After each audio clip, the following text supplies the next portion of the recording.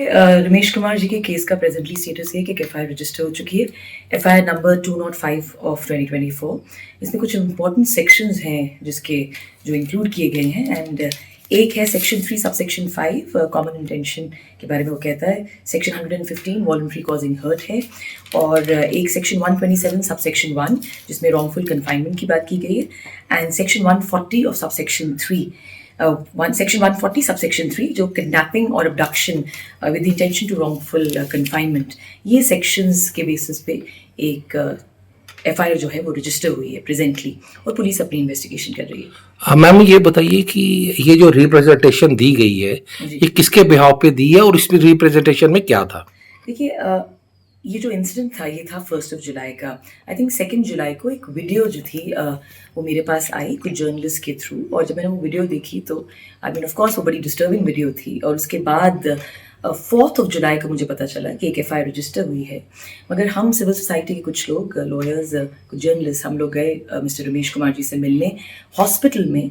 और जब हम उनसे हॉस्पिटल में मिले तब हमने उनसे पूछा कि क्या इंसिडेंट हुआ एंड अपनी संवेदना भी उनसे व्यक्त करी। उस टाइम पे उन्होंने हमें कुछ ऐसी चीज़ें बताई जिससे हमें ये फील हुआ कि महसूस हुआ कि हमें जल्द से जल्द जो है एक रिप्रेजेंटेशन बनानी चाहिए और सबमिट करनी चाहिए ऑनरेबल डिप्टी कमिश्नर और एसएसपी साहब के सामने। Now this representation that was made वो मैंने बनाई थी एज अ लॉयर, मगर उस रिप्रेजेंटेशन में बाकायदा रमेश कुमार जी, उनकी मदर और उनके फादर तीनों के सिग्नेचर्स हैं।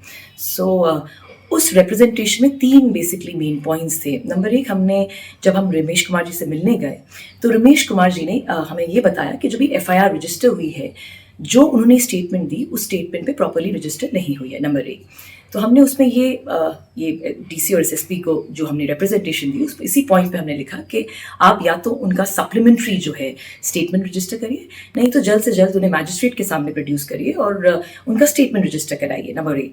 नंबर 2 के हमने ये लिखा कि अगर कहीं ना कहीं पुलिस को इन्वेस्टिगेशन के दौरान और उनके statement, specially based on a statement, police को ये लगता है कि SC/ST एक्ट जो है 1989 वो लगना चाहिए, तो पुलिस को वो सेक्शंस इनकोऑपरेट करने चाहिए।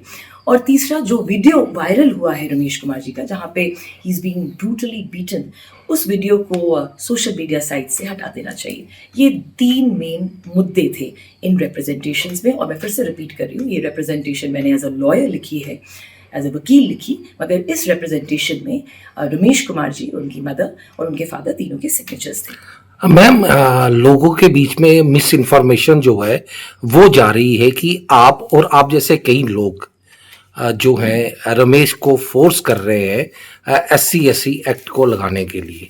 इसमें क्या कितना सही है ये? देखिए, थैंक यू अरुण जी, आपने मुझसे ये प्रश्न पूछा कि there is a miss information के मैं और मेरे जैसे कुछ लोग जो हैं, मेरे कुछ वकील और बाकी कुछ संगठनों के लोग फोर्स कर रहे हैं रमेश कुमार को SC/ST एक्ट के सेक्शंस इनकॉर्पोरेट होने चाहिए उनकी एफआईआर में। ऐसा बिल्कुल नहीं है। आपको एक लीगल मैं एक व्यू पॉइंट बताऊंगी कि SC/ST एक्ट के सेक्शंस एफआईआर में इनकॉर्पोरेट होने हैं या नहीं होने, ये पुलिस डिसाइड करेगी, not based on my statement और on anybody else's statement. Police SC/ST act के सेक्शंस तभी इनकोऑपरेट कर सकती है अगर रमेश कुमार जी अपनी स्टेटमेंट दें। दी SC/ST एक्ट के सेक्शंस तब तक इनकोऑपरेट नहीं हो सकते जब तक रमेश कुमार जी अपनी स्टेटमेंट बाकायदा प्रॉपर्ली नहीं देते। इसीलिए हम बार बार प्रेस कर रहे हैं कि आप या तो उनका रमेश कुमार जी से बात की जाए एंड पुलिस उनसे पूछे कि ही मस्ट, जैसे ही रमेश कुमार जी थोड़े से तंदुरुस्त हो जाते हैं, जल्द से जल्द उनका जो है मैजिस्ट्रेट के सामने स्टेटमेंट रिकॉर्ड किया जाए। सो हमारे कहने से SC/ST एक्ट बिल्कुल नहीं लगेगा। SC/ST एक्ट लगेगा पुलिस की इन्वेस्टिगेशन और रमेश कुमार जी की स्टेटमेंट पर, basically on Ramesh Kumar ji statement. क्या आपके ऊपर भी कोई दबाव या प्रेशर बनाया जा रहा है या इस केस से आप हट जाएं या मतलब कि इस केस को रफा दफा करा दें? देखिए, जब से मैंने अपनी वकालत प्रॉपर्ली शुरू करी है और जब से मैं इस फील्ड में हूँ, सिर्फ कोर्टरूम्स में ही मैंने बहस नहीं करी है। कोई भी सोशल इश्यूज़ होते हैं उन पे मैं हमेशा बात करती हूँ, उन मुद्दों को हमेशा उठाती हूँ। तो जी हाँ, मेरे पे भी pressure, I wouldn't call it pressure, but हाँ, फ़ोन कॉल्स आए हैं, कुछ लोगों ने बात करी है ये कह के कि इस मसले से कोई जिसे जल्द से जल्द है इसे रफा दफा करना चाहिए। बट अगेन मैं बड़ी वॉचफुल हूँ, क्योंकि देखिए अरुण जी, दोनों साइड्स में उनका जो काउ विजिलेंटीज थे, उनका अपना स्टेटमेंट है, उनका एक अपना व्यू पॉइंट है कि उन्होंने ऐसा क्यों किया। मगर रमेश नीतीश कुमार जी जिस तरह से उनके साथ मारा पीटी की गई, that is socially not acceptable और कानूनी भी ये जो है ये एक्सेप्टेबल नहीं है। तो मेरे को ऑफकोर्स एक प्रेशर जरूर है मेरे पे ये कहने के लिए कि ये कह के कि आप इस मैटर को जो है SC ST के लिए ना पुश करें और इस मैटर को किसी तरीके से कॉम्प्रोमाइज इसमें कराया जाए। क्या मैसेज आप जो है गौ रक्षकों को देना चाहते हैं? देखिए ये जितने भी गौ रक्षक हैं काउ विजिलेंटिज्म के नाम पे जो अति सतर्कता दिखाते हैं, मैं उनके लिए एक ये मैसेज देना चाहूँगी कि देखिए जो कुछ भी आपको भारत के संविधान और भारत की उद्देशिका के पैरामीटर्स में रह के काम करना पड़ेगा।